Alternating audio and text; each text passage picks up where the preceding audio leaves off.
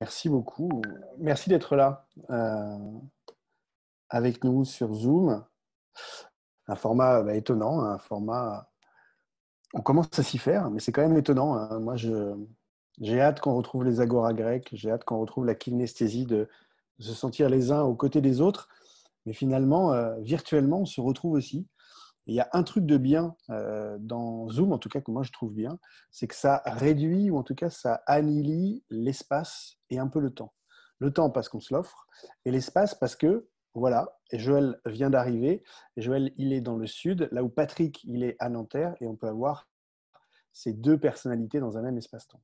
À quelle heure je me Euh, reconnais à 20h? Joël, Patrick, ah non mais ça me fait bien plaisir de vous voir, hein. Il y a aussi Barbara et Carole.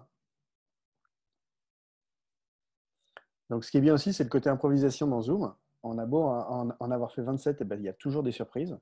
Là, en l'occurrence, moi, je ne sais plus qui est dans l'antichambre et qui est dans la chambre principale. En tout cas, moi, ce que je vous propose dans cette soirée où vous m'avez fait le bonheur de nous rejoindre, c'est de parler finalement de l'essence du livre. Et l'essence du livre, c'est exactement la problématique que le confinement nous a posée. Confinement qu'on a subi, confinement qu'on a choisi, c'est la question du temps. La question de il faut prendre le temps du temps. Eh bien, le grand confinement ou le confinement nous a donné justement l'occasion de faire une pause. Encore une fois, qu'on l'ait subi ou qu'on l'ait choisi. Parfois même, on a commencé subi, puis après, on a fait quelque chose de ça. Et ça a pu peut-être, en tout cas, moi, ça a été le cas pour moi, faire l'inventaire de l'essentiel.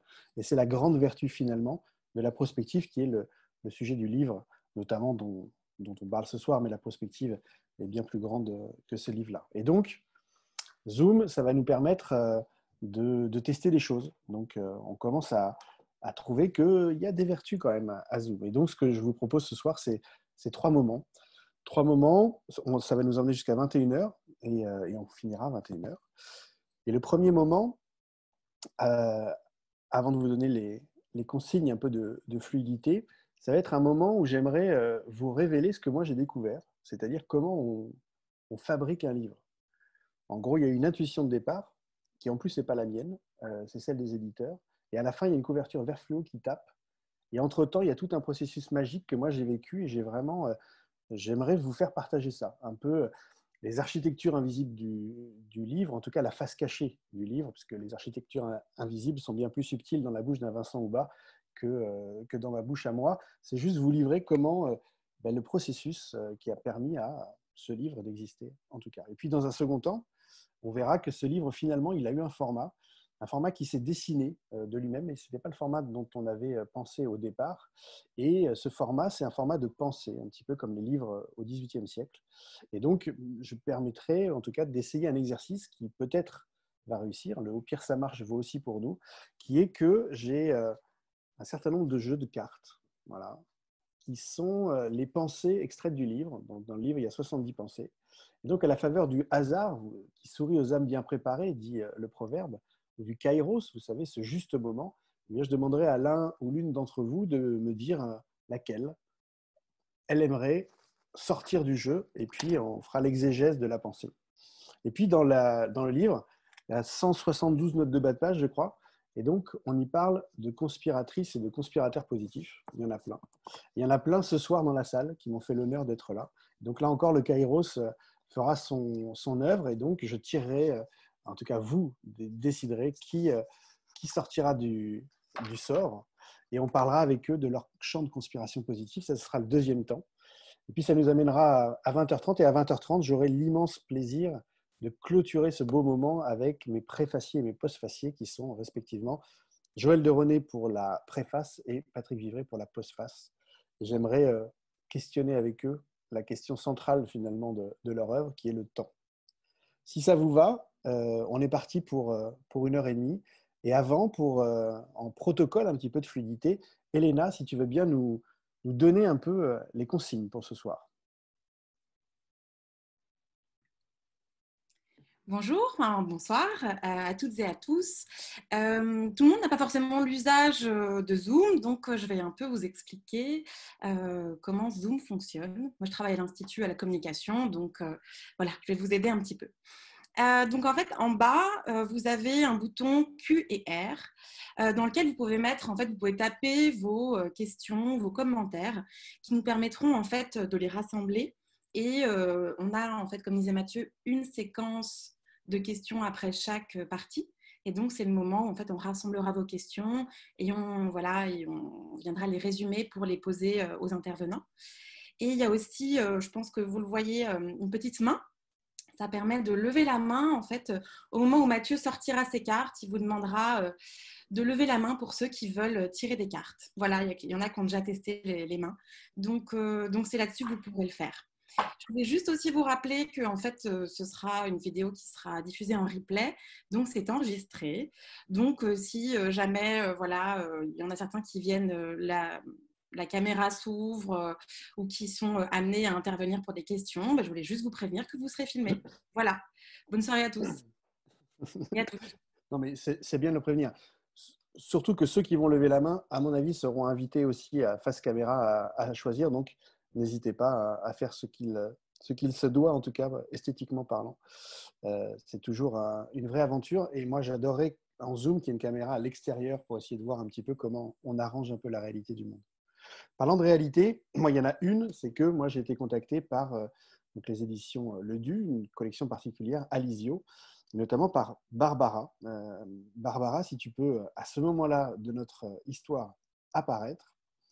Et Carole Babin, Chevet, si tu peux aussi apparaître, parce que tu vas arriver dans l'histoire dans peu de temps. Barbara, Oui. ton métier, c'est quoi? Mon métier, c'est d'être une passeuse. C'est d'être une passeuse entre les auteurs et les lecteurs. Notre mission de vie en tant qu'éditeur, c'est de porter les messages de nos auteurs auprès du plus grand nombre de lecteurs. Et honnêtement, je trouve que c'est l'un des plus beaux métiers du monde. Voilà. Et ce livre, pour moi, on a encore été la preuve, encore une fois. Donc, le plus vieux métier du monde à côté de instituteur, pharmacien, Exactement. infirmière. Moi, j'avais un site à l'idée du plus beau métier du monde. Comment ça s'est passé alors? À quel moment tu as eu envie qu'on se rencontre? Comment ça s'est passé? Si je me souviens bien, Mathieu, on s'est rencontrés pour la première fois en décembre 2018, donc il y a presque 1 an et demi. On a été présentés par une connaissance commune qui a pensé, à très juste titre, que l'on pouvait faire de belles choses ensemble. Et je me souviens très bien de notre premier rendez-vous où tu m'as raconté l'Institut, tu m'as raconté tes allers-retours dans le passé, dans le futur. J'ai été immédiatement embarquée, passionnée. Et on a senti, ça a été un rendez-vous, une longue discussion, je crois, de plus de 2 heures. Et à l'issue de ce rendez-vous, je pense qu'on a tous les deux eu l'intuition du projet de livre. C'était le bon moment, je crois, pour toi aussi. Et c'est vrai que l'édition, un livre en tout cas, c'est une histoire de rencontre, mais c'est aussi une histoire de bons moments, de moments opportuns. Et là, voilà, notre aventure, qui est une aventure collective, puisque je vais avoir l'occasion aussi de vous le raconter. Un livre, c'est un travail d'équipe. Cette aventure collective démarre là, en décembre 2018. On se revoit à plusieurs reprises. À l'issue de ce premier rendez-vous, je prends moi aussi un peu langue avec l'Institut. J'assiste à plusieurs de vos événements. Et l'idée du livre, le projet, l'angle, ce que tu vas raconter et surtout comment tu vas le dire et comment nous, on va l'amener au lecteur, comment on va faire savoir et faire transmettre ton message au grand public, se construit peu à peu sur plusieurs mois. Arrive ensuite la question de l'écriture. On a le message, on sait ce qu'on va dire, mais on ne sait pas encore complètement comment on va le dire. Et là, effectivement, deuxième rencontre.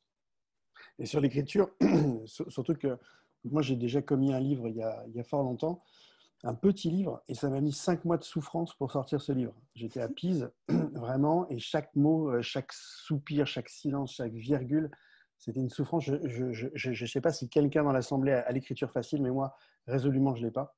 Et donc, c'était vraiment traumatique par rapport au temps. Il m'a fallu 5 mois pour faire si peu de signes. J'en suis content, hein, mais si peu de signes quand même. Et donc, il y a eu le problème de la temporalité et de la souffrance. Je ne voulais pas revivre ça. Avec Patrick, on a commis un autre livre, mais c'était différent parce que c'était de l'oral qui est passé à l'écrit. Finalement, on s'est dit comment on passe de l'oral à l'écrit. Il y a quelque chose, moi, qui m'a fait passer un cap, c'est la rencontre avec Carole. Donc, j'aime bien dire que dans les 15 dernières années, il y a 2 personnes qui m'ont vraiment marqué dans le journalisme, parce que c'est des gens qui, quand ils écrivent, en fait, et quand vous lisez ce qu'ils écrivent, vous vous dites, c'est exactement ce que j'aurais écrit si j'avais plus de talent. C'est-à-dire que c'est mes mots, mais c'est pas moi qui les ai dit, et c'est vachement mieux. Et donc, ces gens-là sont assez rares parce qu'ils se mettent à la place et en empathie avec ce que vous dites. Donc, il y avait Carole et il y avait Peyo qui était à Anvers. Et c'est les deux personnalités où vraiment je trouve qu'il y avait quelque chose. Et en plus, comme de par hasard, ils m'ont fait sortir des choses que j'avais jamais dit ailleurs. C'est-à-dire que la confiance qu'ils installent est vraiment. Donc, je me rappelle avoir dit OK, si Carole est dans l'aventure. Donc, il fallait d'abord demander à Carole ce qu'elle en pensait. Parce que Carole, a priori, je crois qu'elle n'avait pas écrit de livre. Alors, non seulement je n'avais pas écrit de livre, mais m'est arrivé vraiment une image de montagne, quoi. Donc, pas infranchissable, mais terrorisante.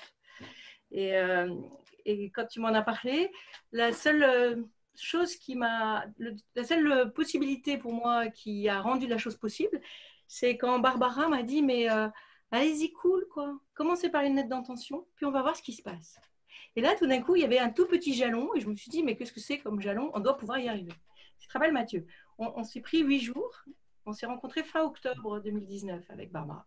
Et il fallait sortir le bouquin pour nous finir l'écriture fin décembre. Heureusement que je ne savais pas que c'était impossible. On pouvait le faire. Parce que c'était juste dingue. Et je ne sais même pas, Barbara, si tu y croyais. Mais je croyais.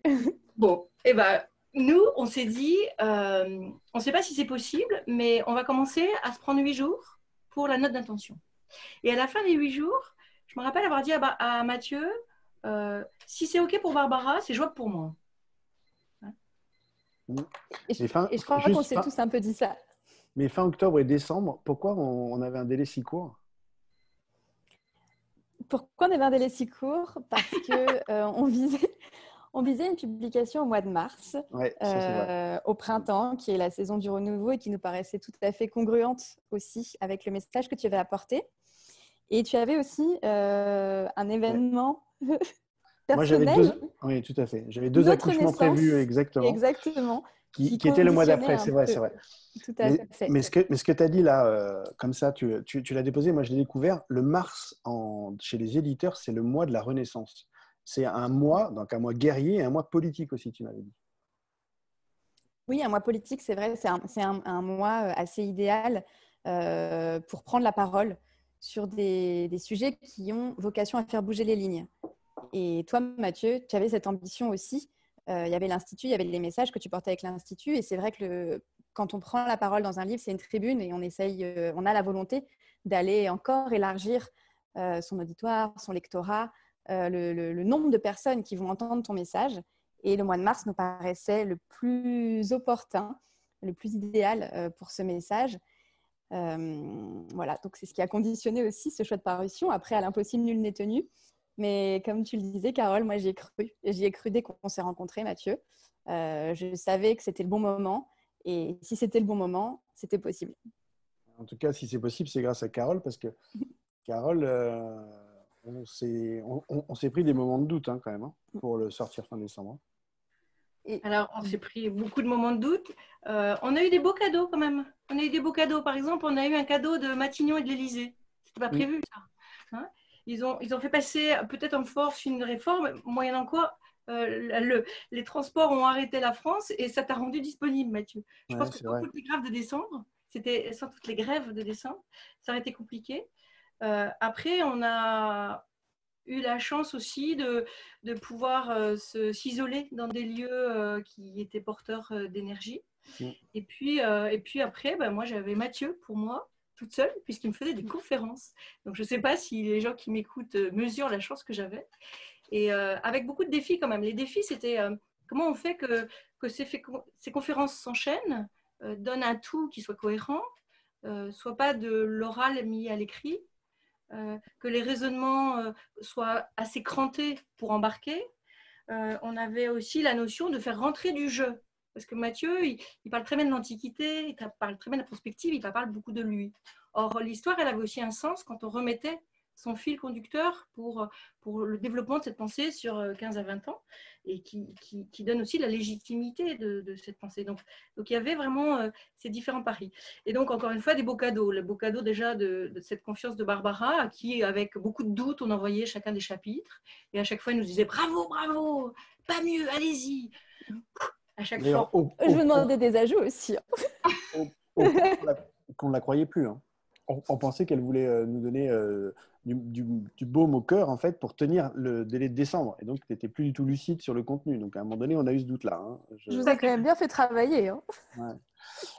Et on a eu un Il y a eu protocole. ce beau cadeau de veille de Noël, puisque le manuscrit est arrivé la veille de Noël. C'est vrai. C'est vrai, ce qui nous a permis de passer Noël tranquille. Hein, tu te rappelles, Carole, on était contents pour ça aussi. Alors, on était contents, mais on était plein de doutes. On avait écrit notre livre du 1er novembre au 23 décembre, chose dingue. Et après, le 24 décembre, on s'est dit, oui, mais ça, c'est un premier jet. J'espère que l'éditeur va le lire, c'est juste pas publiable. Et là, grosse panique quand même. Tu te rappelles, Mathieu? Là, grosse panique en se disant, bon, on pense qu'il y a la matière qu'on voulait transmettre. On voyait qu'il y avait ce cheminement qui est celui du constat de la lucidité, de l'envie d'embarquer, de faire monter à bord les conspirateurs et d'arriver sur cet imaginaire. Mais on n'était pas du tout sûr que le résultat final soit quelque chose qui embarque. C'est notre rôle en tant qu'éditeur que de réintroduire le lecteur. Exact. Mais ça, c'est extrêmement important ce que tu viens de dire. Le doute, il est toujours là. Moi, je l'ai encore. Hein. Nous, on a fait tout ce qu'on a pu dans l'émission. Là, maintenant, c'est la réception du message. Moi, j'ai encore plein de doutes pour savoir si ça ne rajoute pas au bruit. Donc, le doute, il est présent vraiment du début jusqu'à la fin. On a juste été content à un moment donné parce qu'on a rendu ce qu'on pouvait au maximum. C'est l'excellence plutôt que la perfection, quoi. Et par contre, on a trouvé un protocole, je trouve, entre nous, Carole, de négociation. C'était assez, pour moi, étonnant et assez efficace. Alors, c'est vrai qu'il y avait des itérations qui étaient… au démarrage, en général, j'écoutais Mathieu ou je l'interviewais suivant les chapitres sur lesquels il avait très avancé sa pensée ou un peu moins, suivant les moments. Et puis, je commençais à écrire, à architecturer. Mathieu réécrivait à peu près tout. Je réécrivais une troisième fois. Et puis, on commençait… La quatrième étape, c'était la négociation. C'est-à-dire que Mathieu avait sa version, moi, j'avais la mienne. Et là, virgule après virgule, on avait des négociations. Les plus drôles, c'était sur les enchaînements, par exemple. Moi, j'étais très attachée à ce que la fluidité fasse que d'un paragraphe à l'autre, on trouve naturel de partir. Et Mathieu avait un raisonnement fondamentalement différent sur certaines idées. Et donc, tu te rappelles, Mathieu, virgule après virgule, je crois qu'il n'a rien lâché. On ne peut pas dire qu'il n'y en ait pas une qui lui ait échappé ou qui soit là de mon propre gré sans que tu sois d'accord. Mais c'était vraiment surtout très passionnant ces moments-là, parce que ça redonnait aussi le sens à chaque fois où est-ce qu'on voulait mettre l'accent, où est-ce qu'on était sûr d'avoir envie en effet d'accentuer ou pas. Donc c'était vraiment, à mon avis, très essentiel ces négociations. Et il y avait une question de fluidité. C'est-à-dire que Carole, tu étais missionnée par Barbara pour que ce soit audible plus que éthéré. Et moi, j'avais pas envie de rajouter au bruit, et donc j'enlevais beaucoup de choses parce que je dis non, mais là, ça délite, on va pas à l'essentiel. Mais à force de cumuler l'essentiel, ça fait comme dans mon premier livre, ça fait un truc d'alchimie où c'est un peu trop éthéré. Donc, ce que tu as mis, c'est justement de la fluidité. Et donc, nos négociations, c'était des négociations plutôt d'énergie que des négociations de parole. Et pour je ne sais pas si je l'ai mis, mais en tout cas, j'ai voulu en mettre. Mais les négociations étaient terribles. Ouais. Mais vraiment. Et donc, il y a un mot sur lequel j'ai lâché. Carole. Un mot que j'ai lâché. Ouais, c'est à Judith que tu le dois, non? Non, c'est à toi. C'est un bateau. Ah oui. C'est un 3-mâts. Ouais. Oui, à un moment donné, il y a la jolie image d'un 3-mâts et j'ai demandé à Mathieu qu'on parle d'un 3-mâts barque, puisque c'était un 3-mâts barque familial qui a fait le tour du monde et qui s'est, dommage qu'il n'a pas fini la guerre, mais en tout cas, voilà. Donc là, c'était la petite concession que je demandais à Mathieu, et on a tous les deux quand même été regardés sur Wikipédia ce qui était un 3-mâts barque. Oui, exactement. Donc, pour dire que chaque mot, chaque virgule, on les a négociés, ça a été très riche parce que du meilleur est sorti de notre aventure. Et puis, est arrivé sur la fin, 3 semaines avant la fin, parce qu'on était au taquet en janvier, un personnage qui est peut-être dans la salle, et si elle est dans la salle, qu'elle se révèle, qui s'appelle Judith Vernant, qui elle est éditrice. Et éditrice, évidemment, c'est un métier, mais c'est aussi un art. Elle est arrivée avec une érudition incroyable. Carole, tu te rappelles de ses premiers mots, de ses premiers instants? Oui, je ne saurais pas les dire avec précision, mais elle t'a taclé sur une citation. C'était pas d'Héraclès ou de… Non, c'était Cicéron. Non, Ah, Cicéron. Cicéron. On a fait un Mawashigiri sur Cicéron. Donc, Et là, on s'est dit, waouh, si l'ensemble des réflexions sont de ce niveau d'érudition, waouh, bienvenue à bord. j'ai tellement été fouetté par son truc que je me suis permis de la remercier à la fin du livre, exactement sur ce Mawashigiri. J'ai dit Judith Vernon, je la cite, je la remercie pour s'être souvenue que l'ornithomancie était plus largement citée dans des divinationnées de Cicéron que l'acutomancie. C'est le genre de note qu'elle nous donnait en fait. C'est-à-dire que toi, tu as lu Cicéron en latin et tu te rappelles que les augures, c'est plus des acutomancies que des ornithomancies. Alors là, c'est plus que du respect, là. C'est du j'ai hâte de te connaître. Donc, et ça a été comme ça pendant les 172 pages. Donc, il y a une espèce d'érudition. Et elle, de nous dire, Judith, encore une fois, si tu es là, je ne pourrais pas parler à ta place, mais de dire que c'était assez simple et qu'on avait finalement fait quasi tout le bouquin. J'imagine pas quand c'est pas simple. Hein, parce que... Donc, il y avait cet ajout-là qui nous a beaucoup rassurés et qui a encore rendu, à mon avis, meilleure l'épreuve de notre histoire commune. Et alors, son nombre d'interventions, quand même, me semblait très conséquente, mais j'y voyais, c'était aucun problème, puisqu'on voyait la qualité qu'elle amenait. Et à la fin, elle nous a dit, ah non, non, mais j'ai presque rien fait. Oui, donc, joli. Incroyable. Donc, merci à Judith qu'elle soit remerciée ici. Et donc, voilà, on est arrivé à maqueter aussi. Donc, il a fallu faire des allers-retours. C'est ce que j'allais dire. Pour ceux qui me connaissent, ce bandeau-là, il n'a pas été tout de suite, voilà. Barbara? C'est ce que j'allais dire, Mathieu. Est-ce que tu te souviens ce qui se passe exactement au moment où toi, tu finis ton manuscrit, où tu mets le point final? Est-ce que tu te souviens à qui tu viens parler en décembre 2019? À une équipe qui va porter ton message auprès des libraires. Ah oui, exact. Oui, c'est vrai ça. Parce qu'effectivement, il y a le travail de l'écriture. Et notre travail, nous aussi, en tant qu'éditeur, c'est de faire en sorte que ce livre, le jour de la sortie, il arrive au maximum de lecteurs.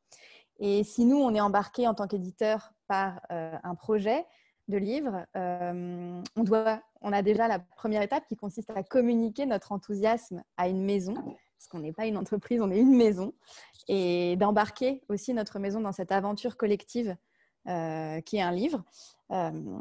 Et c'est vrai que nous, chez Alizio, on s'appelle Alizio parce qu'on publie des voix qui inspirent. Alizio, c'est les alizés, c'est les vents qui ont ouvert la voie des Amériques aux explorateurs du XVe siècle. Et notre projet, notre identité éditoriale, c'est de donner la voix à des voix qui inspirent, qui vont un peu au-delà des frontières du monde connu. Donc, il y avait cette congruence entre ta voix inspirante, Mathieu, et nous, notre projet. Après, il fallait convaincre les libraires qui eux-mêmes allaient convaincre les lecteurs de cette congruence et de la nécessité de ton message aujourd'hui. Et c'est la raison pour laquelle, pendant que toi, tu travailles sur le manuscrit, nous, en coulisses, on travaille avec une équipe commerciale qui va aller rencontrer tous les libraires de France, qui va aller rencontrer les grandes enseignes, tous les points de commercialisation du livre et qui vont leur présenter, leur parler de ton livre, de ton message. Et ça implique effectivement qu'on ait certains éléments, comme une couverture, et qui nous a donné pas mal de fil à retordre, parce que la couverture, c'est quand même la formalisation visuelle d'un projet de livre. On en a parlé longtemps, beaucoup. On a fait beaucoup d'allers-retours. J'ai rien lâché, surtout. Et je ne sais pas si tu la visualisais quand on a commencé à parler du livre. Je ne sais pas ce que tu imaginais, mais en tout cas, on l'a construite ensemble et, parce que toi, tu avais ta vision et nous, effectivement, notre rôle, c'était de faire en sorte que ta vision arrive au grand public. Ouais. Notre mission, c'était de la communiquer, cette vision. Donc, de lui donner une forme suffisamment, effectivement, intelligible, lisible, percutante, impactante, pour embarquer avec toi ces légions de conspirateurs positifs qui peuvent inventer le monde d'après. Et vraiment, j'ai vu l'affinage. Et d'ailleurs, j'avais confiance dans votre clairvoyance justement sur cette partie-là, parce que c'est pas là où on est le meilleur en tout cas. Et tu nous as fait avec Carole un beau cadeau, c'est que le verre fluo n'était pas gagné d'avance. D'ailleurs, tu nous avais dit que ça n'allait pas être possible et tu as changé la veille. C'était pas gagné pour plusieurs raisons, parce qu'effectivement, il y avait une question de lisibilité. C'est pas toujours évident de travailler avec du fluo. Et on avait aussi une ambition, enfin une exigence pour cet ouvrage notamment, c'était que la fabrication soit écolo-compatible. Il n'était pas sûr qu'on puisse avoir effectivement un label imprime vert, comme on a pu l'avoir sur l'ouvrage, avec du verre fluo. On a réussi à travailler avec un imprimeur français qui effectivement imprime de façon écolo-compatible. Donc, on a pu tout avoir. Et ça s'est joué effectivement dans les derniers jours, où j'ai pu confirmer que le fluo, mais même la veille, c'était vraiment une belle surprise. Et de fait, sur les étals, ça fait cette différence et ça transmet un peu l'énergie qu'on voulait mettre dans le livre. Merci beaucoup à vous trois. Elena, est-ce que, avec Marion, vous avez saisi des questions, des étonnements, des réactions, du moins? Oui, donc, je suis de retour. Donc, j'ai fait un petit condensé des questions. Il y avait quelques questions qui étaient sur le fait que le livre étant sorti avant le confinement et qui dit à l'avenir que nous arrivons, est-ce que vous avez eu tous les trois, ou toi Mathieu, l'impression que cette pandémie a changé le regard sur le livre et sur le propos qu'il portait? Voilà. Alors moi, là, pour le coup, hein, vraiment, c'est un peu le hasard qui se résume bien préparé. Les propos du livre sont les propos qui ont été questionnés pendant 2 mois profondément par plein d'intellectuels. Incroyable. La temporalité, l'urgence de prendre le temps, la grande pause de Patrick Vivray, et finalement la prospective, ça répond à la question du temps et des imaginaires qui était le truc qui nous traversait pendant le confinement. Donc là, pour le coup, c'est un exercice de prospective en soi que de l'avoir sorti avant ce truc-là, pour le coup. Barbara? Exactement, oui, c'était assez incroyable. Et je pense qu'on a tous été, voilà, on a eu un peu le souffle coupé parce qu'il nous est arrivé le 17 mars. Ton livre, Mathieu, devait sortir le 24 mars. Il est donc resté dans les cartons, dans les entrepôts. En fait, il y a eu un moment, d'ailleurs, on ne savait pas bien où il était, comme beaucoup de livres en France, qui n'ont pas pu atteindre les lecteurs et sortir en librairie ce jour-là. Donc, voilà, c'est une histoire de synchronicité. Je pense qu'il n'y a pas de hasard, en effet. C'était le bon moment. Et finalement, on a eu ces 2 mois pour encore plus se poser les questions auxquelles ton livre nous invite à répondre. Et sa sortie, qu'elle soit différée, finalement, ça donne encore plus d'ampleur et d'importance et de nécessité à ton message aujourd'hui. Voilà, je pense qu'il n'y a pas de hasard. Écoute, en tout cas, le hasard, encore une fois, sourit aux hommes bien préparés. Le Kairos chez les Grecs est représenté par un petit truc agile qui passe avec des ailes, avec une petite touffe de cheveux, parce qu'il faut le choper au moment où il arrive. Elena, on passe à la suite? Ça te va? Oui, parfait. Je pense qu'on peut y aller. Autorisation d'Elena. Il y a autre chose avec Carole qui s'est créée, c'est qu'on n'est pas parti au départ sur un format, on est parti sur un propos. L'idée étant que dans l'idée d'Alizéo, c'était la genèse d'une idée comme un peu la genèse d'une exploration.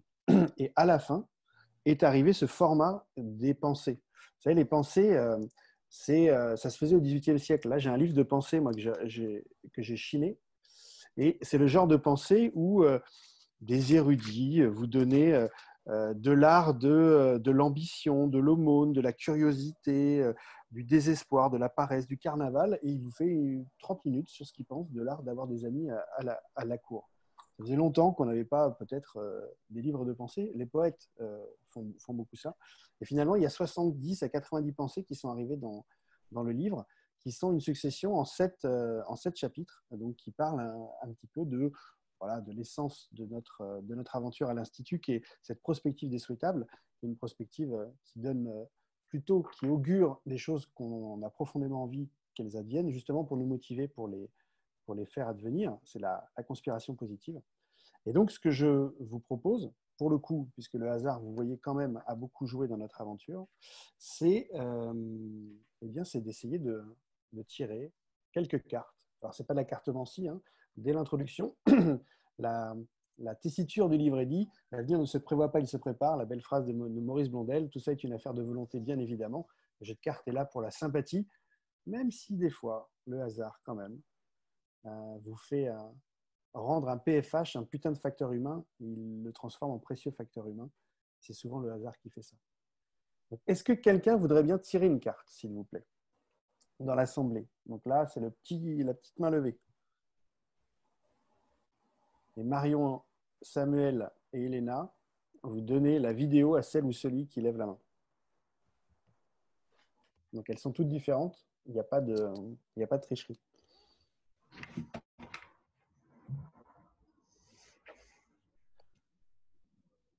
Alors, Qui aimerait tirer une carte? J'entends le bruit. Alors, comme je ne suis pas Madame Soleil, je ne peux Ah, pas ben, deviner c'est qui moi c'est. alors. Bon, Monsieur Vincent ou pas? Vincent, celle-là, tu me dis stop. vas-y, promène ton doigt. Ah, je vois plus rien. Ah, Voilà, promène ton doigt. Voilà, ah. allez. Un rêve et 3 A. Donc ça, c'est à la question qu'est-ce qu'on fait concrètement pour agir, pour la métamorphose du monde. Le philosophe, il est bien en peine. Il dit, mais prenez déjà la mesure du temps. Ouais, mais c'est pas assez concret, ça. Alors, prenez une grande pause pour faire un inventaire de l'essentiel. Ouais, mais c'est pas assez concret, ça. Puis au bout d'un moment, moi, j'ai trouvé comme réponse l'idée de Patrick, qui est le rêve, et l'idée de Julien Vidal, qui sont les 3 A. En gros, Patrick, il le dirait mieux que moi, mais pour le coup, c'est moi qui réponds à sa place. Il dit que dans ce mouvement de métamorphose, il y a 3 énergies finalement qui sont complémentaires. Le R, c'est la résistance créative. Il faut dire Yabasta, no passaran à l'aliénation du monde. Donc les faucheurs de chaises volontaires dont j'ai fait partie en sont un exemple. Mais toutes les petites résistances pleines d'humour, c'est celles et ceux qui mettent en panne sur les distributeurs de boissons qui vous rendent diabétiques et qui ne payent pas leurs impôts. Ça fait partie de la résistance créative. Le E, c'est l'expérimentation anticipatrice. C'est la phrase de Gandhi qui dit qu'on doit être sur nous porteur de ce qu'on veut voir dans le monde. Donc, c'est pas manger de viande le lundi et on verra que mardi, ben, finalement, ça peut le faire aussi. C'est faire soi-même du vélo, faire soi-même son compost, que sais-je. D'essayer d'expérimenter sur soi une partie de la réalité du monde qu'on veut voir advenue. Et le V, c'est la vision transformatrice. C'est la grande question du livre. C'est quelles sont les histoires qu'on se raconte avec une telle gourmandise qu'on arrive à les faire advenir. Et donc, en partie, la guerre des imaginaires se joue dans cette problématique-là, qu'on soit collapso ou qu'on soit plutôt d'un futur qui donne envie d'aller vers lui. Et les 3 A, c'est un peu c'est pas la même chose, mais c'est complémentaire, c'est au niveau de l'individu. Julien, il propose que avec le premier A, on abandonne quelque chose qui n'a plus lieu d'être, en tout cas qu'on juge obsolète dans notre comportement. Le deuxième A, c'est qu'on améliore quelque chose qu'on faisait mais qu'on pourrait mieux faire. Et le troisième et dernier A, c'est d'adopter quelque chose de nouveau qu'on pourrait tester et peut-être apprécier. Donc, un rêve et 3 A, c'est une réponse au comment qu'on nous oppose depuis tellement de temps. Et enfin, j'ai une belle réponse. Qui veut tirer les cartes?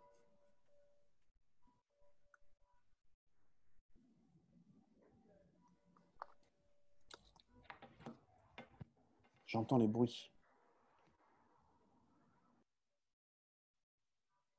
Samuel? Si je tire moi-même, il va y avoir un truc.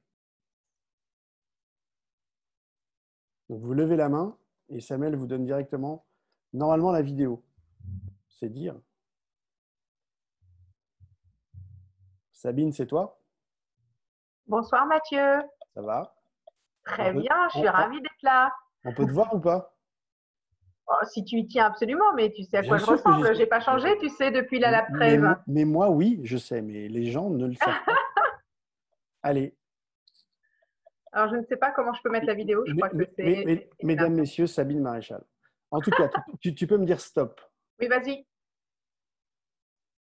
Stop. Décalisme et plus et affinité. Pas mal. Ouais, c'est pas mal. Donc ça, c'est un truc que je ramène de Belgique. J'ai un profond respect, plus qu'un amour immodéré pour la belgitude. La belgitude, c'est quelque chose que seuls les Belges peuvent avoir. C'est une qualité innée chez eux. C'est le fait de pouvoir rire d'eux-mêmes, ce qui les rend imprenables. C'est-à-dire qu'on ne peut jamais plaquer un Belge qui se rit d'abord de lui-même. Et donc le décalisme, moi j'ai vécu 2 ans et demi en Belgique auprès d'intellectuels incroyables, une puissance de pensée mais fantastique. Et à chaque fois, systématiquement, à la fin, une blague. Une blague, même salace, juste pour nous rappeler notre part d'humanité et qu'il ne faut pas blasonner plus haut que son écu. Donc ce décalisme, je l'ai ramené, moi, profondément, ça m'a changé, ce petit pas de côté. Et à l'Institut, on aime bien, en tout cas, faire ce petit point de décalisme. Le 21 décembre 2012 au soir, notre premier grand événement qu'on a fait à l'Institut avec Jean-Luc, c'était la soirée Fuck les Mayas, la soirée des optimistes. On avait réuni 220 penseurs, entrepreneurs, conspirateurs positifs pour célébrer la fin d'un monde qui n'était pas la fin du monde, et puis célébrer finalement la fin de cette 175e prophétie qui allait tomber bien évidemment à minuit 1. Et donc on avait fait une grande fête à la Gaîté Lyrique, très sérieux, avec des gens très sérieux, mais fuck les Mayas, la soirée des optimistes, c'est du décalisme pur jus. Et donc il est bien quand même de ne pas blasonner plus haut que son écu et de se rappeler notre part d'humanité grâce à l'humour. Merci la Belgique de nous apporter ça au monde. Excellent. Allez, qui d'autre?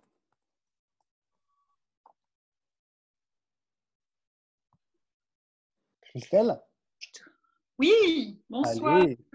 Attends. Christelle, je recommence parce que Oui, je vais le faire dans l'autre sens d'ailleurs. Parce que... Dans l'autre sens, vas-y. Stop. Voilà, super. L'imagination verra. Ah, super. Ah ben ça, surtout que ça, c'est vraiment une perle. Enfin, il y en a plein. Hein. C'est une perle de Cynthia Fleury, donc, qui est une amie, une conspiratrice positive, intervenante dans la lab.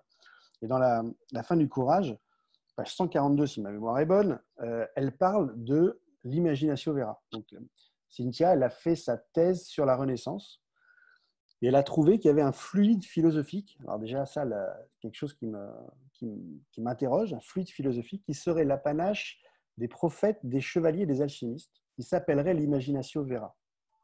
Comme s'il y avait un substrat d'innovation vrai, finalement, qui, au fil du temps, aurait pu se perdurer, finalement. Et moi, je me pose souvent la question si prendre 225 millions d'euros pour augmenter 15 minutes un Paris-Lyon en TGV, c'est vraiment ça l'innovation. Il n'y a pas une autre innovation qui serait plus utile, plus belle, plus essentielle, peut-être ce genre de choses. Et peut-être que l'imagination vera questionne notre monde aujourd'hui. C'est quoi la vraie innovation? Est-ce que c'est une innovation qui sert le plus grand nombre? Est-ce que c'est une innovation qui met le beau au service de l'utile? Donc moi, j'aime bien penser que ce fluide philosophique existe encore, et voire même, il est peut-être dans l'âme, l'esprit et le cœur d'une espèce de confrérie pluriséculaire qui ferait de l'imagination vera depuis Hypatie d'Alexandrie jusqu'aux entrepreneuses de maintenant. Donc voilà pour l'imagination vera. Un chapitre sur ça. Merci, c'est Merci super. Christelle. Allez, encore une carte. J'en ai plein. Qui? Ouais, je les mélange. C'est très Jedi. Alors, Alexandra. Ouais. J'ai mélangé, donc je le refais dans ce sens-là. Tu me dis stop. D'accord. Vas-y. Stop. Ah, non, refais. Non, mais ok, ouais, non, t'as raison. T'as raison. Ça fait Madame Soleil. Et là, t'as vu, je rangeais. On recommence. Stop. Ouais. Allez. Un pluriel pour inventer les uniques. Pour éviter. Non, pour éviter les uniques. Ah, mais je l'adore en plus cette phrase. J'adore parce que pluriel est au singulier et unique est au pluriel. Je ne sais pas si vous appréciez la langue française, mais là, je trouve qu'on était bien avec Carole. Je crois que c'est un de nos préférés. En fait, ça fait appel à... Nous, on est l'Institut des futurs souhaitables justement parce que les pluriels rassurent. Les uniques, c'est ce qui, à mon avis, en tant qu'historien, c'est ce qui s'est affronté au XXe siècle. Au XXe siècle, c'est des uniques qui sont affrontés. Alors déjà, il y en avait plusieurs d'uniques et ils se sont rentrés en collision. Donc si on veut, à mon avis, éviter les erreurs du XXe, il serait souhaitable de mettre des pluriels dans nos vies. Il y a des futurs souhaitables, il y a des variables, il y a des potentiels, il y a des avenirs, il y a des futurs. Le pluriel rassure en fait. Et moi, j'ai confiance que même en multipliant les pluriels, quand on prend le temps du temps, en fait, on converge quand même en partant de pluriel pour aller vers une trajectoire commune, ou en tout cas avec une grande horizon, un horizon commun avec des trajectoires. Donc multiplier les pluriels, ça évite les dogmatiques qui vous disent que demain est comme ça, au singulier, et donc moi, ça me rassure personnellement, et je trouve que c'est de l'honnêteté intellectuelle que de pouvoir donner aux gens la liberté de pouvoir choisir leur propre voie. Donc voilà cette belle phrase, un pluriel pour éviter les uniques. Magnifique. Ben, toi-même, magnifique. Alors, ça c'était une dernière pensée. Je suis encore dans le timing. Et après, je passe aux conspiratrices et aux conspirateurs positifs. Allez, qui?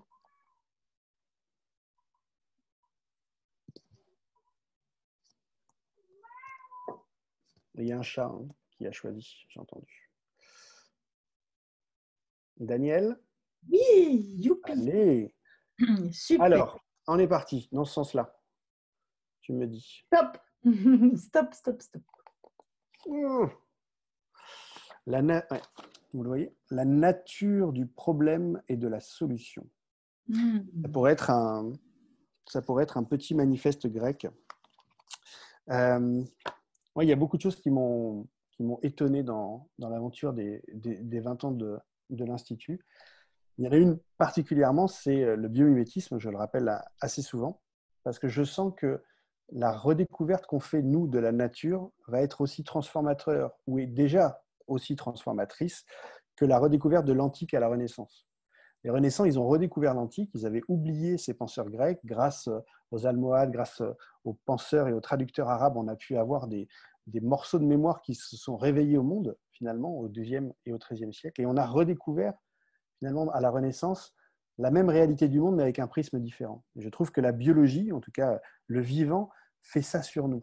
Je pense que les humanités du XXIe siècle se nourriront de vivants comme les humanités de la Renaissance se sont nourries de l'Antique, et ça va profondément transformer notre rapport au monde. Moi, j'ai appris le vivant en SVT avec une prof qui me racontait qu'il y avait des arbres triomphants avec une canopée incroyable qui prenait toute la photosynthèse, et il y avait un sous-système de champignons qui essayait de se démerder comme ils pouvaient. Force est de constater que c'est non seulement pas du tout ça, mais en plus, il y a un dialogue entre les espèces, et le succès incroyable des arbres qui se parlent nous prouve qu'on est en demande d'une lecture différente du monde. Et si on nous avait appris que dans la nature, il n'y a pas de la compétition nécessairement, mais il y a de la collaboration, je pense que la gestion même de notre collectif humain aurait été différente.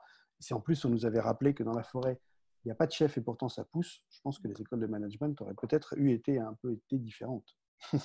Voilà ce que ça dit de la nature du problème et de la solution. C'est très beau. Merci Daniel. Allez, dans le livre aussi, je ne sais pas, Carole, combien il y a de protagonistes dont on parle, mais j'imagine au moins une centaine. Et il y en a dans la pièce. Je sais parce que c'est des amis chers, des gens qui m'ont fait le plaisir d'être dans la pièce. Donc, il y a tout ça dans la chambre et tout ça, c'est dans le livre. Donc, qui aimerait aussi, à la faveur du hasard, je mélange, m'aider à choisir une ou un conspirateur positif?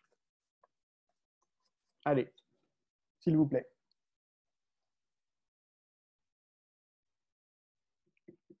Thierry. Hello. Ça pourrait être cocasse si tu te tirais toi-même. Hein.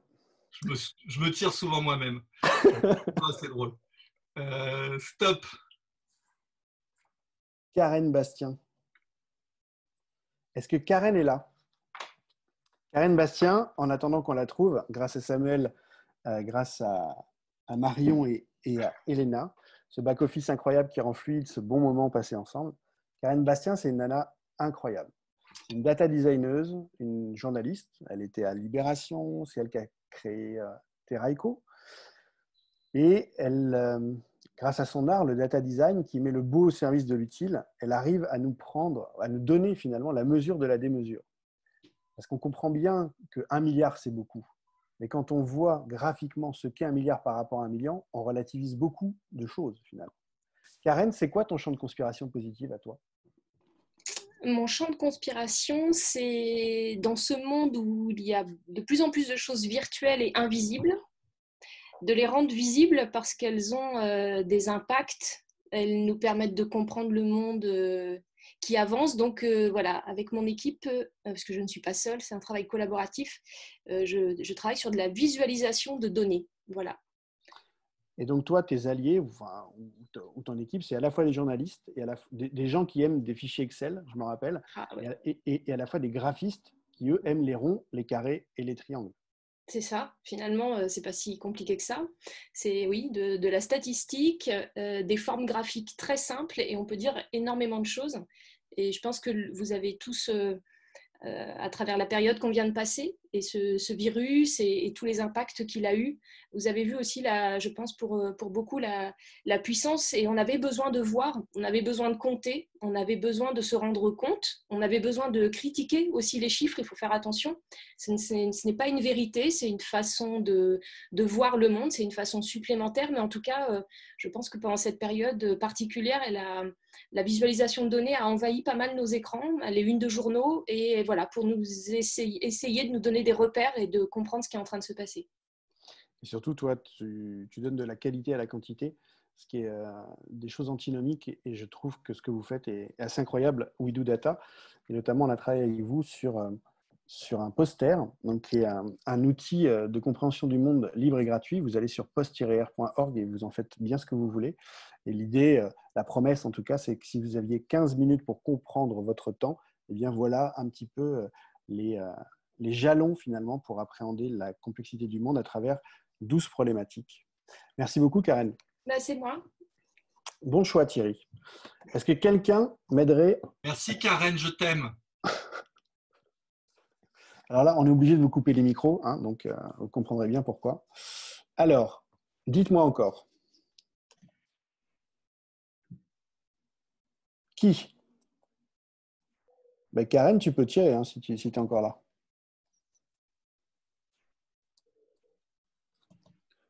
Donc, c'est vraiment des gens. Hein. Ils sont vraiment là en plus, donc profitez-en. Alors, c'est à Françoise. Ouais, Françoise. Bonjour Mathieu. Allez, Françoise, je continue. Allez, doucement. Va jusqu'au bout. Non, Okay. jusqu'au bout. Excellent. Jusqu'au bout de là? Voilà, la dernière. Celle-là. Merci. Vous y croyez à ça, Thierry-Antoine? C'était le gars précédemment. Et c'est pas de la magouille. Hein. Thierry, tu peux revenir? Et tu peux nous dire un petit peu ton champ de conspiration positive et puis un petit mot sur Natura, s'il te plaît. Thierry-Antoine, c'est quelqu'un des médias. C'est quelqu'un qui crée… Vous m'entendez? Bien sûr qu'on t'entend. Est-ce que vous me voyez? Je ne sais pas. Moi, je suis Thierry. C'était quoi la question, pardon? Parce que je suis très content d'être là et je passe une très bonne soirée, donc je ne savais pas que je ne pensais pas parler. Dans tous les cas, la réponse est oui. Sur Natura, ton aventure avec Natura. Natura, c'est un produit de l'Institut des Futurs Souhaitables. En fait, moi, je suis initialement un travailleur des médias et j'essaye de trouver des solutions pour raconter des histoires sans forcément suivre l'ordre établi des narrations classiques, c'est-à-dire un ennemi et un gentil. Et c'est assez compliqué aujourd'hui de parler d'une manière différente. Il y a peu de gens qui le font. Et Natura est né en fait d'une triple rencontre à l'Institut des Futurs Souhaitables entre deux femmes et moi, Christine Coquelin, Pascal Derme et moi. Et en fait, moi, j'ai créé une société de production audiovisuelle parce que j'avais dans l'idée de faire mes films et l'Institut m'a donné l'élan pour le faire. Pascal Derme était journaliste, écrivain et elle est devenue réalisatrice en faisant ce film Natura qui parle du rapport qu'on entretient avec la nature. Et Christine Coquelin, qui est la directrice des documentaires de Canal, qui est intervenante en lab et qui a fait une lab aussi à l'Institut, qui nous a acheté ce film. Donc, c'était une triple rencontre et assez étonnante parce que normalement, on a toujours au début, on se méfie toujours les uns des autres, on ne sait pas trop si on peut se faire confiance. Et là, la confiance était établie je crois, en 5 secondes, c'était réglé. On s'est dit qu'on était tout à fait aptes à travailler ensemble, même si on ne se connaissait pas. Donc, c'était assez jouissif de faire un film comme ça. Et donc, un film qui prouve scientifiquement que les arbres nous font du bien. On le sait intuitivement, on le sait historiquement, mais il y a quelque chose de l'ordre de la relation à l'arbre qui fait du bien à l'humain. Et vous êtes allé partout dans le monde pour demander à des scientifiques de nous en apporter la preuve. Ce qui, en termes d'argumentaire, est quelque chose, en tout cas moi, qui me sert beaucoup dans mes conférences. Et j'invite toutes et tous à aller voir Natura, qui est un documentaire vraiment incroyable, qui est d'une délicieuse poésie, comme tout ce que tu fais, Thierry. Merci. À toi. Merci. Allez, encore, j'ai tout ça dans la pièce. C'est assez incroyable. Qui veut m'aider? Alors, Caroline, elle veut la main, mais elle ne veut pas activer son micro. C'est bon. Allez, on y va. Alors, Mathieu, tu continues. Et stop. Claire Michalon. Ah ben voilà, très beau choix. Je suis très heureuse. Comme de par hasard. Je l'aurais dit à n'importe quelle carte. Ne vous inquiétez pas. Claire, est-ce que tu es dans la pièce? J'ai l'impression d'être un peu un spirit. Est-ce que Claire, tu es dans la pièce? Il me semble que Claire est dans la pièce. Claire, c'est quoi ton champ de conspiration positive si tu allumes ton micro? Il est allumé. Allez. Il est allumé. Ah, c'est quoi ton chant? C'est un chant de plus en plus mouvant. c'est ça qui me plaît bien. C'est qu'il se trouve que mon champ relatif à comment on lit les différences culturelles pour apprécier la différence Bon, comme ça. moindre, est complètement impacté par la situation que nous vivons, ce qui permet de rajouter plein de pièces de puzzle à mon idée. Et hier, d'ailleurs, je faisais une intervention justement pour expliquer ça, c'est-à-dire que maintenant, on est devant l'obligation de se parler les uns les autres et que les outils qu'on a proposés depuis longtemps, eh bien, ils sont maintenant pleinement opérationnels. Et quelque part, hein, on parle beaucoup de synchronicité à l'Institut, ben, ça tombe à pic. Quand je leur ai dit, ils m'ont demandé de définir la situation actuelle et j'ai dit convergence, enfin, point d'interrogation. C'est-à-dire que nous sommes reconfrontés à la précarité et nous nous rapprochons de toutes les populations en précarité, y compris en adoptant de nouveaux réflexes, ce qui est un très grand moment. J'espère qu'on ne va pas le gaspiller et qu'on va savourer cette convergence qui était déjà évoquée par des démographes, hein, la convergence des peuples. Et là, on a une occasion extraordinaire de se mettre à penser comme l'autre et que l'autre se met à penser effectivement comme nous. Ne le gaspillons pas. C'est un grand moment. Donc Claire, dans la lab, il intervient au 3e jour au matin. C'est quelqu'un, Claire, qui cherche, j'aime bien le définir comme ça, je ne sais pas si d'ailleurs… J'ai pris ta définition, hein. Ah bon, je la trouve très bonne, donc écoute, je me la suis réappropriée. Moi, dès le départ, j'ai ressenti en Claire un homme qui cherche des valeurs universelles négociables.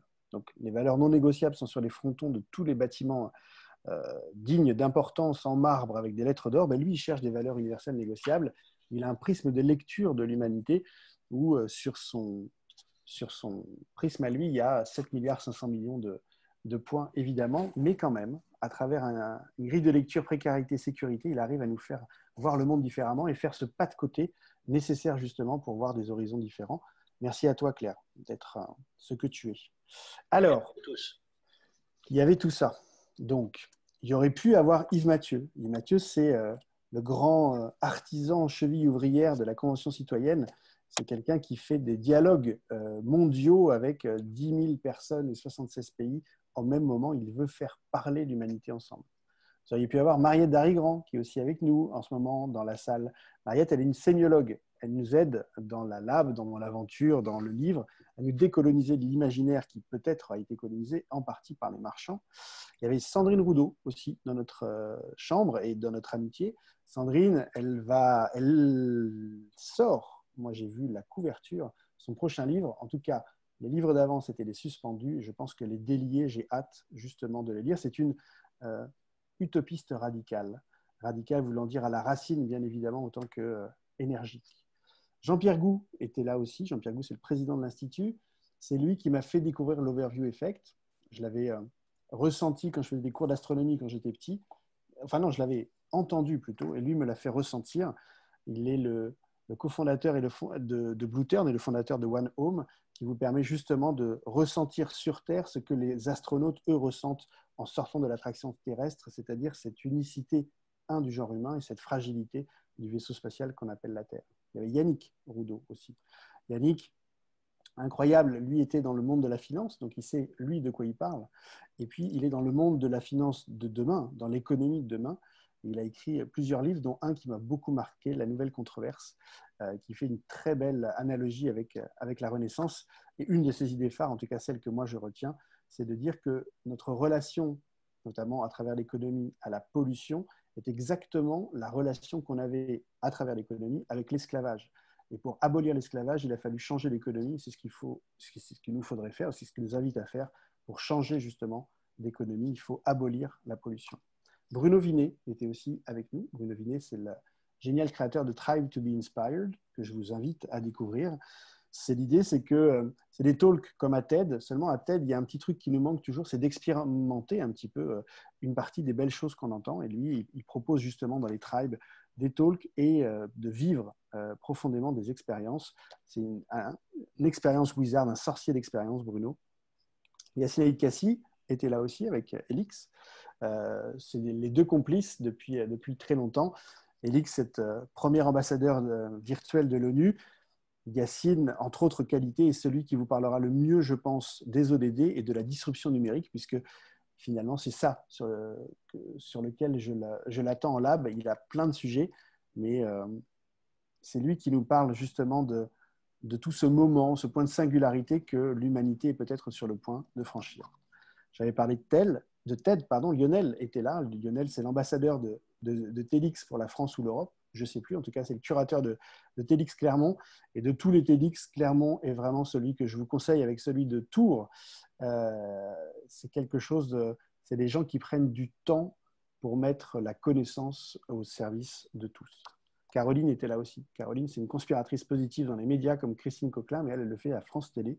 Et elle nous offre des documentaires mais incroyables en lien avec la BBC, d'une poésie délicieuse. Et en parlant de poésie, il y a Tariq Tchekchak qui était là aussi. Et Tariq, c'est le biomiméticien de l'aventure. C'est l'ancien directeur sciences de la Fondation Cousteau qui, lui, nous met alors carrément le beau service de l'utile, mais de manière opérative, efficient, puisque le biomimétisme a ça de magique qui, sans perdre de la poésie, il propose des solutions au monde. Et puis Vincent, on a entendu, en plus que d'être belge, qui est sa première des qualités, lui nous parle d'architecture invisible, de tout ce qui nous structure, dont on n'a pas conscience, et quand on en a conscience, est-ce qu'on peut choisir la destinée de notre propre architecture intérieure et extérieure?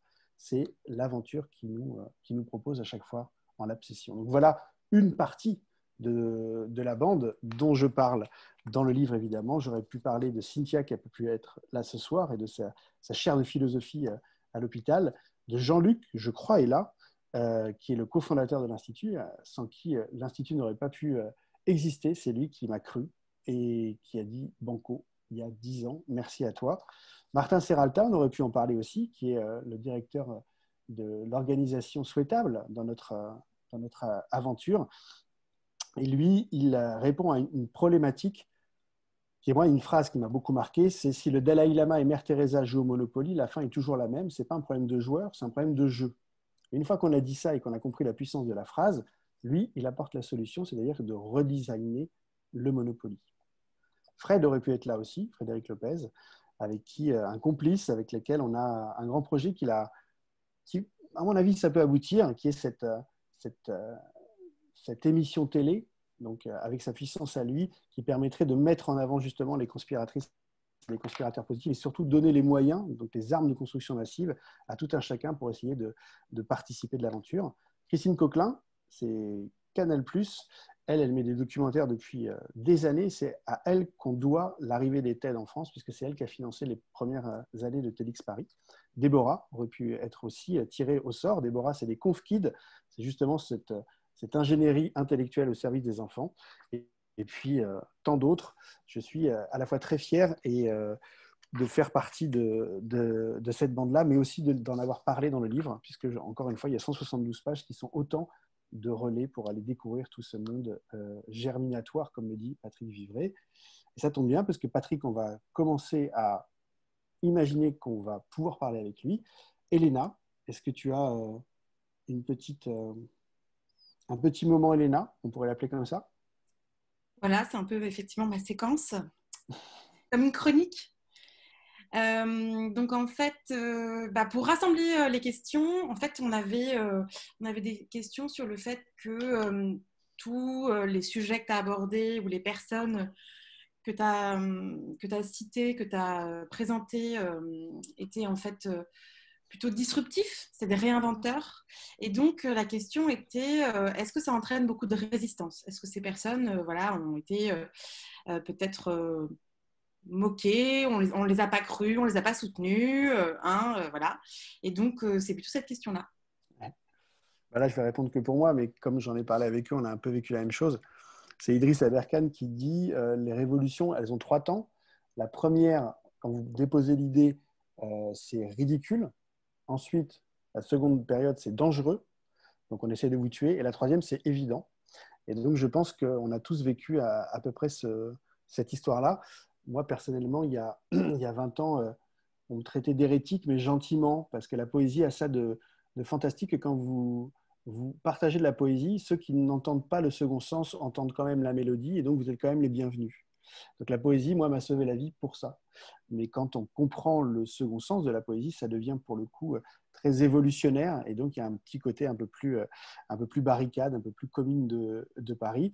Et là, on vous dit que ce n'est pas possible. Donc moi, j'ai eu 3 temps.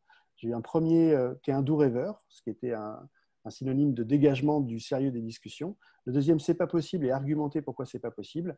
Et le troisième, en effet, c'est dangereux et on va essayer de te couper les pattes ou de te couper les ailes en fonction de l'animal que vous avez, totem que vous avez choisi.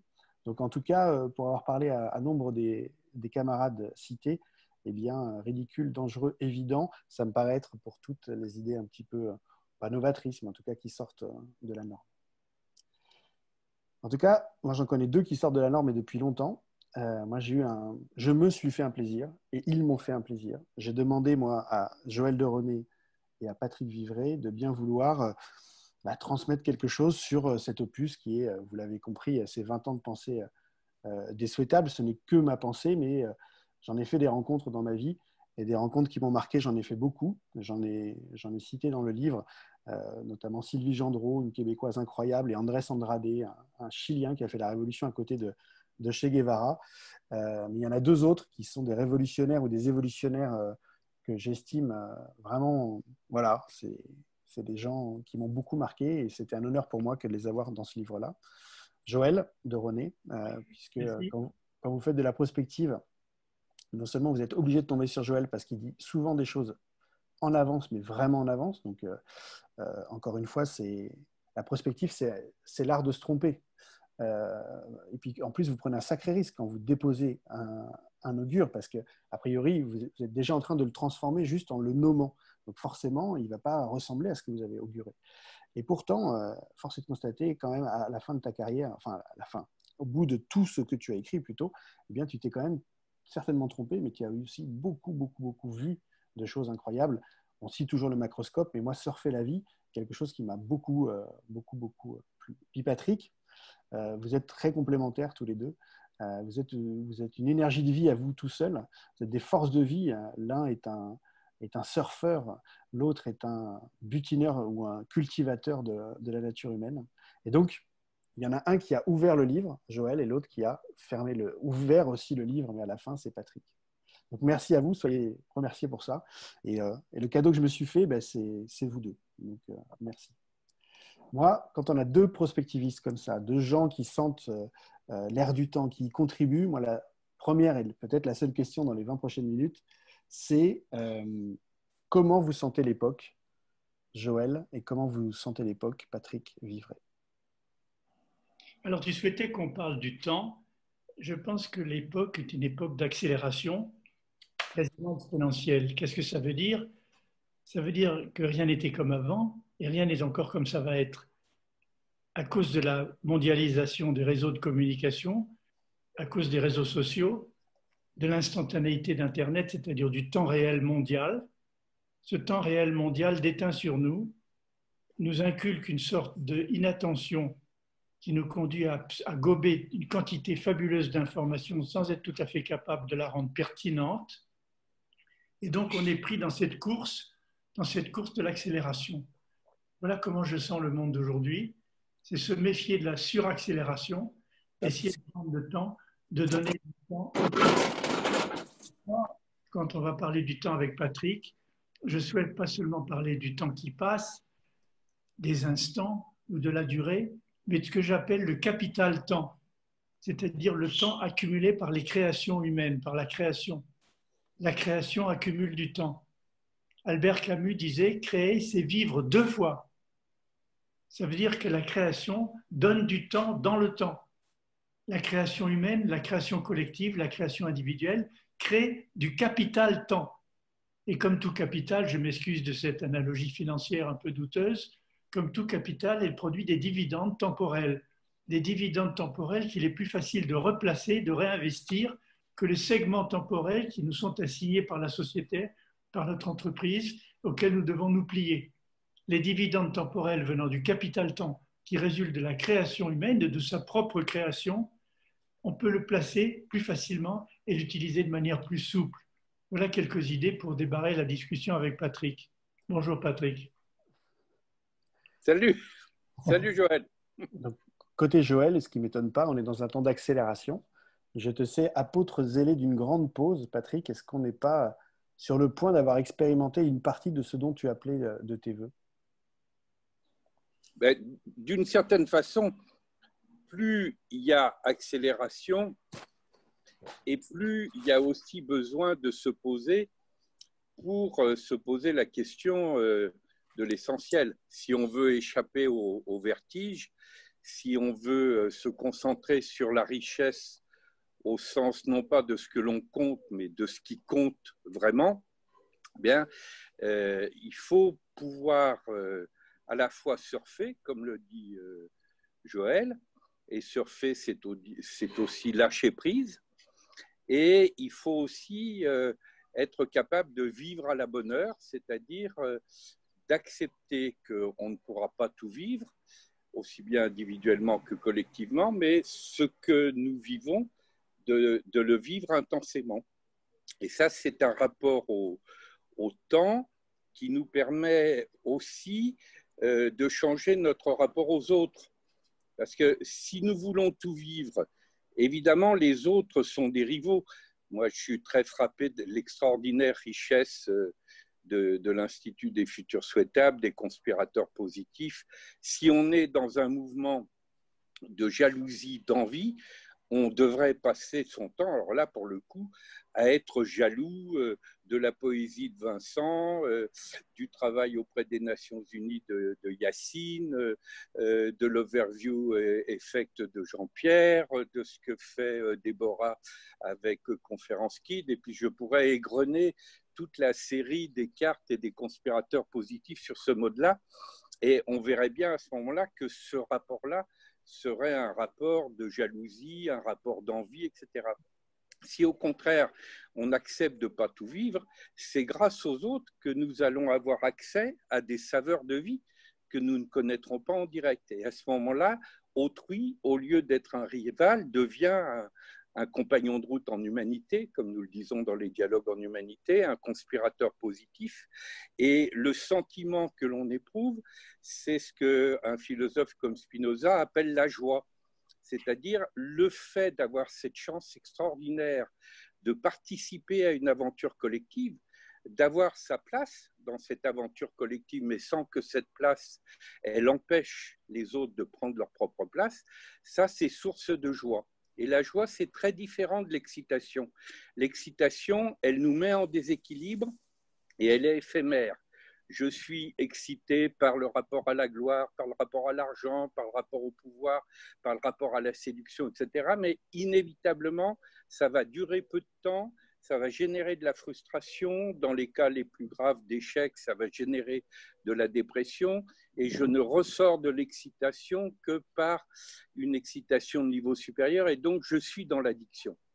Quand je suis dans la joie, je peux être complètement dans l'intensité de vie, dans le rapport à l'amour, dans le rapport à la beauté, dans le rapport à la recherche, toutes les formes qui me donnent le sentiment d'être pleinement humain.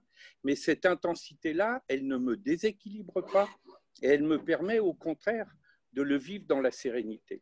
Et bien, cette différence entre la joie et puis l'excitation et toutes les passions tristes dont parle Spinoza, elle introduit aussi un autre rapport au temps, un autre rapport aux autres et évidemment aussi un autre rapport à la nature. Parce qu'avec Mathieu, quand nous avons fait cette expérience passionnante de chemin faisant à Chamonix sur le rapport au bonheur, on avait proposé cet exercice de s'asseoir et puis de se reconnecter à des souvenirs heureux. Et quand on demandait aux uns et aux autres, quand vous avez eu un souvenir de bien vivre, qu'en était-il de votre rapport à la nature, au temps, aux autres, à vous-même? Par exemple, dans le rapport à la nature, leur rapport premier, c'était un rapport d'émerveillement, de contemplation. Ce n'était pas un rapport de prédation.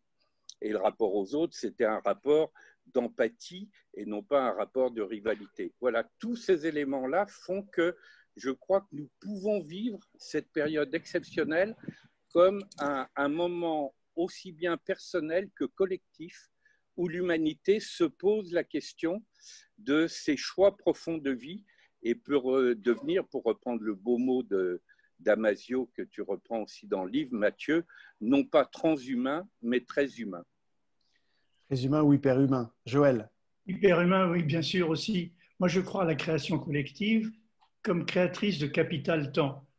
Le capital-temps, c'est du temps en réserve qui a été mis de côté par la création humaine, qu'il s'agisse d'un livre, d'une entreprise, d'une famille bien élevée, qu'il s'agisse d'une œuvre d'art, de la musique ou d'un tableau. Un capital-temps, c'est du temps sauvé. Il peut être réutilisé par d'autres. C'est du temps potentiel, en quelque sorte. Et je pense que l'importance de la création, et je reprends cette phrase de Camus, créer, c'est vivre deux fois. La création sauve du temps, elle crée du capital-temps dont on peut ensuite l'utiliser. Il reste quelque chose. Le sens de la vie, grâce à la création, c'est d'être capable de léguer aux autres quelque chose qu'on a créé. On a pu créer une œuvre d'art, on a pu créer une entreprise, mais de manière beaucoup plus modestement, créer une belle famille, des beaux enfants, un livre, un conte, une histoire qu'on raconte et qu'on garde. Cette création est fondamentale. C'est la création qui sauve du temps. Et je crois encore à ce capital temps. Le temps, on peut le considérer sous la forme de la durée. On peut le considérer sous la forme d'une succession d'instants. Mais moi, je préfère considérer le temps non pas seulement comme la durée ou les successions d'instants, mais comme le capital temps créé par la création collective. Et ce capital temps, il sauve du temps et il donne du sens à la vie. Le sens de la vie, c'est la création. Et encore mieux, si possible, c'est la création collective. Parce qu'avec la création collective, nous pouvons créer un futur souhaitable plutôt que de subir un futur imposé par la politique, par la religion, par l'industrie. Créer un futur souhaitable ensemble, c'est créer un futur avec des valeurs auxquelles on adhère, un futur que l'on voudrait construire avec ces valeurs plutôt que de subir un futur imposé. D'où l'importance de la création collective. Et comme le disait Patrick, je suis d'accord avec lui, ces notions créent une forme de bienveillance. Spinoza parlait de la joie. Cette bienveillance, elle est liée à donner du temps au temps. Quand on donne du temps au temps, on a le temps, si j'ose dire. On a le temps pour les autres. Et le plus important, c'est le lien social, d'où la création de soi-même grâce aux autres. On ne se crée que dans la discussion, dans l'alternance avec les autres. Création collective, création grâce aux autres. Voilà comment on devrait construire un peu le sens de nos vies, à mon avis. Il est urgent de prendre le temps. Je pense que vous partagez ça tous les deux. Il est urgent de donner du temps au temps et de prendre le temps. Et c'est le grand secret de la prospective, d'ailleurs. C'est le truc incompressible. Pour comprendre le temps, il faut prendre le temps. Et donc, il y a quelque chose de l'ordre du cheminement initiatique. Tu parlais de chemin faisant. Et on converge vers ce futur. Excuse-moi, Joël, je t'ai coupé, vas-y. Oui, vas-y, Patrick. Redis. Ouais. Oui, je voulais, juste à la suite de Joël, dire que dans la création, ce qui est extraordinaire dans la création, c'est qu'elle est aussi capable d'être au-delà de la mort. Joël citait Camus. Camus est toujours parmi nous. On parlait tout à l'heure de poésie. Moi, je me souviens, Stéphane Hessel, que nous avons aussi bien connu avec Joël, quand je posais la question à Stéphane, qu'est-ce qui t'a permis, alors même que tu étais aux portes de la mort, d'avoir cette énergie de vie? Et il me disait, c'est grâce à la poésie, puisque c'est à ce moment-là qu'il a commencé à se raconter par cœur des poésies qu'il était encore capable de réciter à 95 ans. Eh bien, des éléments tels que ceci, la création de Camus, la poésie pour Stéphane Hessel, ils sont au-delà de la mort, ils sont toujours présents et ils nous aident toujours à vivre. Et ça, c'est absolument essentiel. Moi, je vais te citer quelqu'un qui m'a beaucoup influencé aussi, qui est René Berger, pas Gaston Berger bien sûr, mais René Berger, qui est un critique d'art suisse, et qui me disait cette phrase formidable, il disait « Joël, plus tu donnes, plus tu restes. » Donc, il n'y a pas la mort, parce que tout ce que tu as donné, tout ce que tu as fait, tout ce que tu as légué comme œuvre, comme création individuelle, ça reste au-delà de la mort. C'est très juste ce que tu disais. Plus tu donnes, plus tu restes. Ouais, c'est magnifique. Moi, je repars avec ça aussi de cette soirée. Tu parlais de futur imposé versus futur souhaitable. Où en est le rapport de force selon vous? Entre le futur imposé et le futur souhaitable et dans la collectivité citoyenne. Moi, je crois beaucoup à la co-régulation citoyenne participative. C'est un grand mot. On a parlé de démocratie participative. Moi, je crois à la co-régulation citoyenne participative. Et les réseaux sociaux qui aujourd'hui ont divergé complètement peuvent être le moyen de cette démocratie participative, de cette création collaborative pour aller vers un futur souhaitable plutôt que de vivre dans un futur imposé. Je crois qu'elle est là, la solution. Elle est dans la... Alors les réseaux sociaux, ils ont perdu complètement l'espoir qu'on avait mis en eux au début, en ce moment, mais ils sont en train d'évoluer grâce à des gens qui veulent les faire changer. Et moi, je préfère parler de dynamique de force que de rapport de force, parce que souvent, quand on parle de rapport de force, on est dans des jeux perdant-perdant, de guerre de tranchées, etc. Dans une dynamique de force, il y a une situation évolutive où chacun est amené à bouger. Avec beaucoup d'autres amis, je participe à des projets qui reprennent l'approche d'Édouard Glissant sur la notion d'archipel. Dans un archipel, il y a à la fois des identités racines, et on les respecte, mais il y a aussi l'océan commun qui n'appartient à personne. Et c'est cette tension dynamique entre les identités racines et puis l'océan qui fait qu'on va construire des identités-relations. Et ça, au fur et à mesure, ça va bouger. Ça va bouger par rapport aux alliés, bien sûr, mais ça bougera aussi par rapport aux adversaires. Il y a un exemple classique dans l'histoire qui est l'adversaire suprême d'un certain Jésus qui, parce qu'il avait la possibilité de ne pas être identifié à son rôle social d'adversaire, en passant du statut de Saül au statut de Saint Paul, est devenu un formidable propagandiste du récit chrétien. C'est un exemple parmi d'autres, mais c'est une situation qui montre la logique de la dynamique de force par rapport au simple rapport de force. C'est pour ça que j'aime bien moi aussi parler de rapport de flux. Tu vois mon geste. Rapport de flux, c'est du donnant-donnant, du win-win. Je donne, je reçois. Le rapport de flux, c'est un rapport d'échange qui valorise les deux parties, ceux qui donnent, ceux qui reçoivent. Rapport de flux plutôt que rapport de force. En tout cas, ce n'est pas l'un contre l'autre, mais c'est la complémentarité, à mon avis, entre les rapports de flux dont on a besoin et les rapports de force. Les deux sont essentiels partout, dans le business, en politique, entre les partis politiques, entre les idées.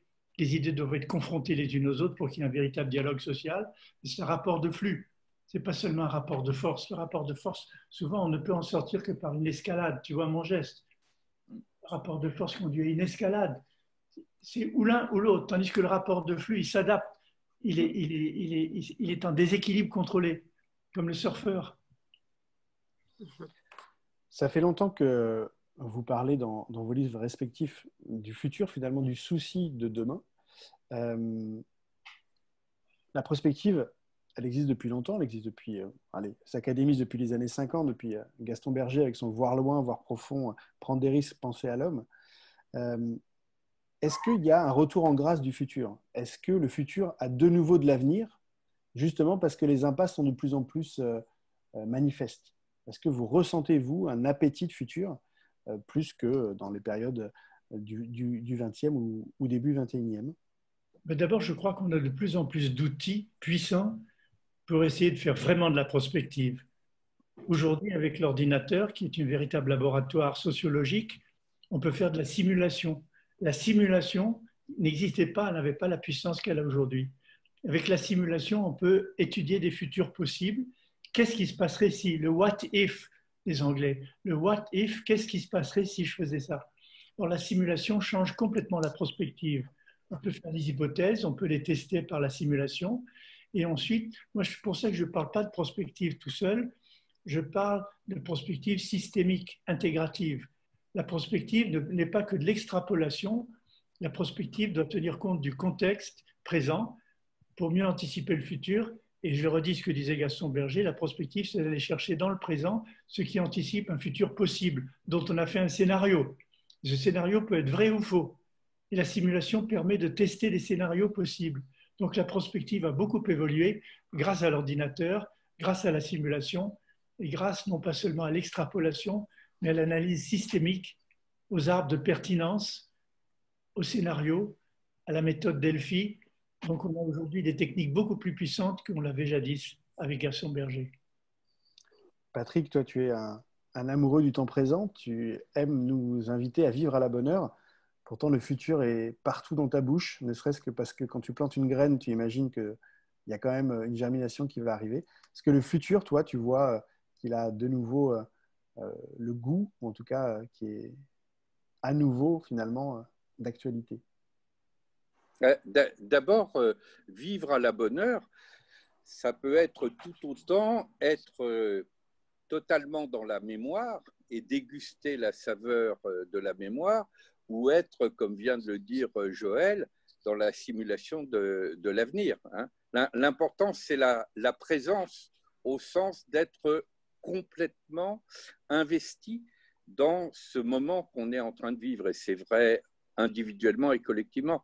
Et donc, moi, j'adhère aussi beaucoup à ce que tu développes dans le livre avec Carole, c'est-à-dire que le fait d'introduire un futur souhaitable et de construire une perspective, une stratégie, une transition, une métamorphose même, parce que c'est souvent plus important même qu'une transition, qui va permettre d'incarner ce futur souhaitable, ça, je trouve ça absolument essentiel.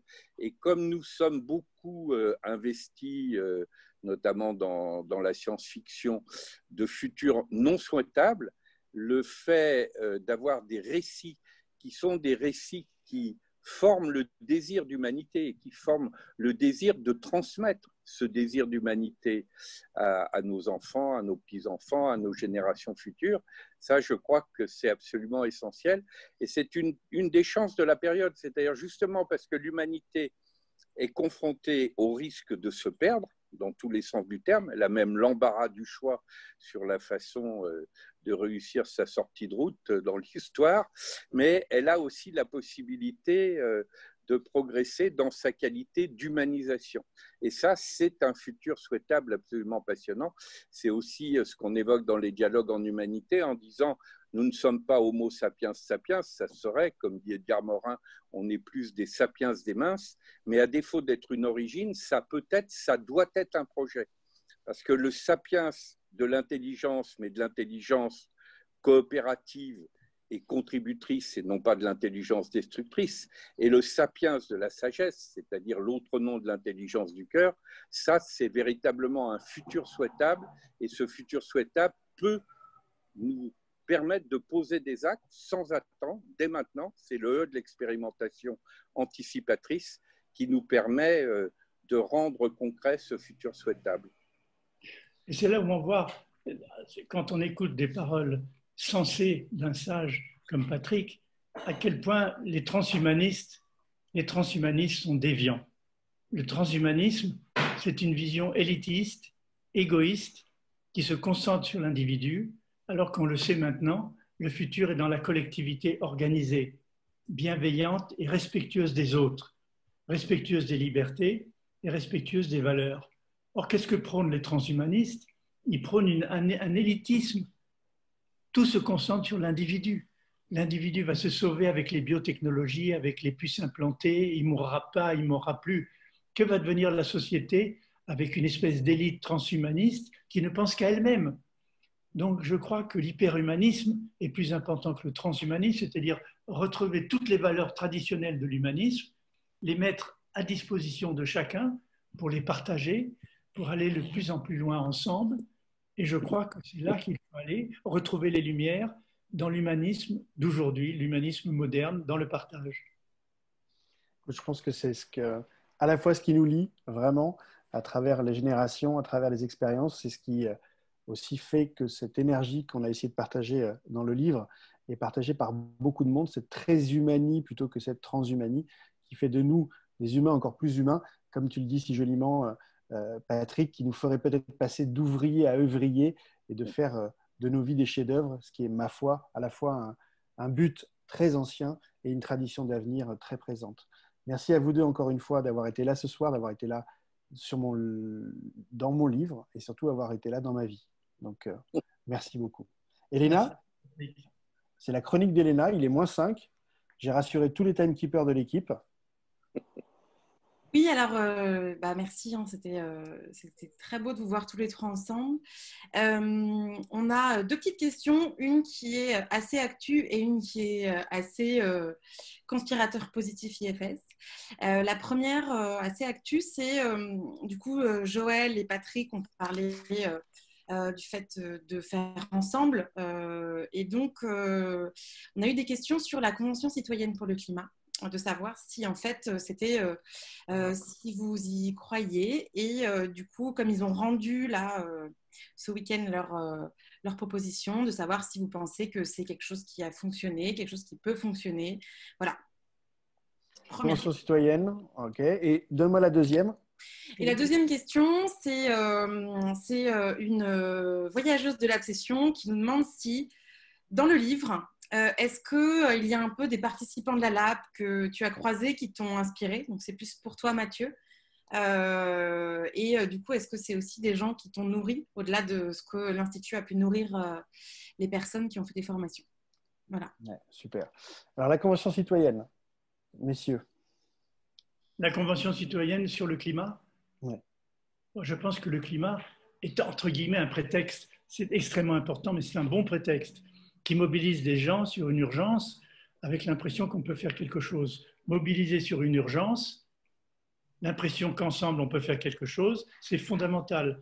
Et le climat nous donne cette chance. C'est une malchance, le réchauffement climatique, mais c'est un moyen d'être ensemble pour essayer de changer les choses, chacun à son niveau. Et pas dans des grandes actions, dans des petites actions quotidiennes multipliées les unes par les autres. Je pense que c'est une motivation fondamentale pour chacun. On le comprend, on le voit, on voit les changements, on voit ce que l'on pourrait faire. Et pourquoi ne pas aller encore plus loin en se coordonnant avec les moyens numériques modernes? On vit dans un écosystème numérique en temps réel. Et cet écosystème numérique en temps réel, pour peu que nous sachions utiliser les bonnes technologies au bon moment, plutôt que de faire du bavardage sur les réseaux sociaux et sur Facebook, peut nous permettre de nous organiser en commun pour lutter contre le réchauffement climatique. Je sais qu'il y a des gens qui le font. Moi, je milite dans plusieurs associations, plusieurs groupes qui ont commencé à le faire. Et en expliquant, l'important, ce n'est pas seulement d'expliquer quoi faire, mais c'est de donner les résultats, c'est-à-dire de donner un feedback sociétal. Sans feedback sociétal, on n'a pas d'évaluation de ce que l'on a fait. Donc, il faut faire les choses, mais il faut faire savoir qu'on les fait, d'où la communication, et recevoir en échange une évaluation par un feedback citoyen. Moi, je prône les trois. Faire les choses, faire savoir qu'on les fait, et le feedback citoyen.